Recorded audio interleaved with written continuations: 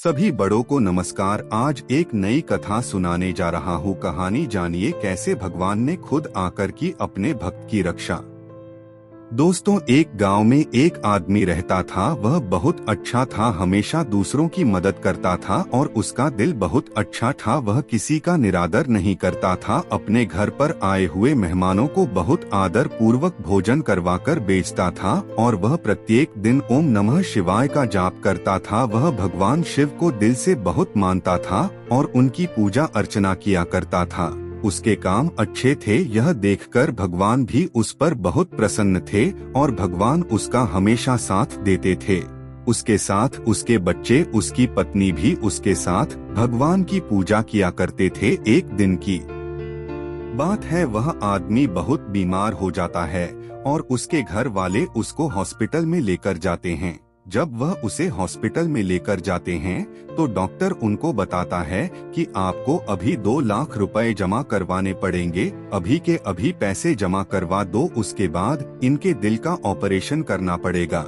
लेकिन दोस्तों, उनके पास इतने पैसे नहीं होते कि वह अभी के अभी जमा करवा दें। तो वह बहुत घबरा जाते हैं। वह सोचते हैं कि ऐसी स्थिति में सिर्फ एक भगवान ही हमारी मदद कर सकते हैं और उसकी पत्नी मन ही मन में ओम नमः शिवाय का जाप करने लगती हैं। ऐसा देखकर उसके बेटे को गुस्सा भी आता है कि हमारे साथ इतना बुरा हुआ है। मेरा पिताजी मरने की हालत में है और मेरी माँ फिर भी भगवान को ही पुकार रही है, लेकिन इसके अलावा उनके पास कोई और रास्ता भी नहीं होता। वह बहुत परेशान होकर हॉस्पिटल के बाहर खड़े हो जाते हैं। तो कुछ देर बाद एक डॉक्टर उनको बुलाने के लिए आता है कि आपको अंदर बुला रहे हैं। जब उसका बेटा अंदर जाता है तो वह बड़े डॉक्टर से मिलता है और वह डॉक्टर बताता है कि तुम्हारे पिताजी का ऑपरेशन हो गया है और वह अब बिल्कुल ठीक है। उनका ऑपरेशन बिल्कुल ठीक ठाक हुआ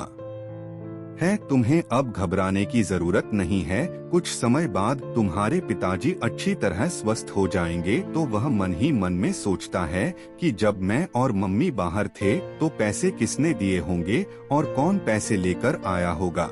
वह डॉक्टर से पूछते हैं कि लेकिन हमने तो पैसे जमा नहीं करवाए थे, तो आपने ऑपरेशन कैसे किया। तो डॉक्टर ने बताया कि मेरे पास एक आदमी आया था और उसने बताया कि वह तुम्हारे पिताजी का दोस्त है और तुम्हारे पिताजी और वो हमेशा साथ रहते हैं। तो वह पैसे देकर गया है और वह बोल रहा था कि अगर कोई पूछे तो उसका नाम महेश बता देना और जब वह ठीक हो जाएगा तो मैं अपने दोस्त से पैसे खुद ही ले लूंगा। तो उनके घर वालों ने सोचा कि चलो कोई होगा जो पैसे देकर गया होगा, शायद हमें ना पता हो कोई पिताजी का दोस्त महेश हो। तो जब उसका पिताजी ठीक होकर घर आता है, उसका पुत्र उसको पूछता है कि तुम्हारे मित्र ने तुम्हारे ऑपरेशन के पैसे दिए और वो तुम्हें दोबारा मिलने नहीं आया। तो उसने पूछा कि कौन से दोस्त ने पैसे दिए। उन्होंने कहा कि उन्होंने अपना नाम महेश बताया है और उन्होंने डॉक्टर को पैसे दिए थे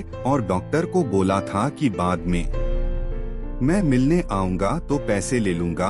तो दोस्तों, वह बताता है कि मेरा तो कोई भी दोस्त महेश नहीं है। महेश नाम का मेरा कोई दोस्त नहीं है, ना मैं महेश नाम के किसी आदमी को जानता हूँ। तो दोस्तों, ऐसा सुनते ही उसकी पत्नी समझ जाती है कि जरूर खुद भगवान ने आकर हमारी मदद की है और उन्होंने ऑपरेशन के पैसे दिए हैं। और जब बहुत जानने की कोशिश करने के बाद भी उन्हें कोई महेश नाम का आदमी नहीं मिलता और ना कोई पैसे वापस लेना आता है, तो सभी परिवार वाले भगवान के सामने हाथ जोड़कर उनका शुक्रिया अदा करते हैं और बहुत खुश होते हैं कि कितनी मुश्किल की घड़ी में भगवान ने खुद आकर हमारी मदद की है।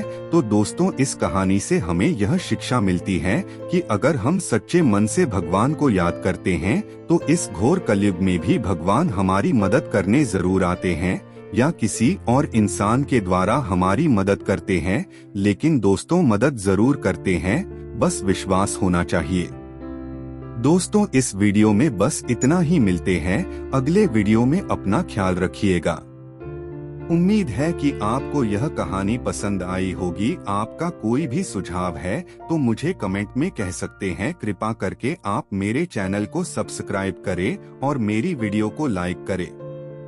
ताकि मुझे धार्मिक वीडियो बनाने का हौसला मिलता रहे और आप सबका प्यार भी मिलता रहे। कृपया मेरे चैनल को सब्सक्राइब करें। अब मैं मिलता हूँ आपको अगली वीडियो में।